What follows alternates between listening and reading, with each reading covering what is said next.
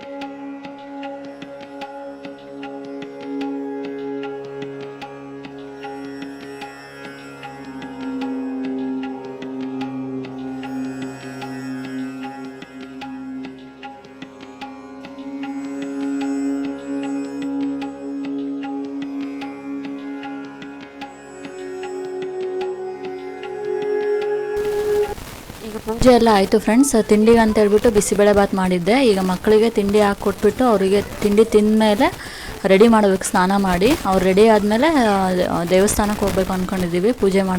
ಪೂಜೆ ಮಾಡಿದ್ದೀನಲ್ಲ, ಹಂಗೆ ಹಣ್ಣುಕಾಯಿ ಮಾಡಿಸ್ಕೊಂಬರೋಣ ಅಂತ ಹೇಳ್ಬಿಟ್ಟು. ನೀನು ತಿನ್ನಮ್ಮ.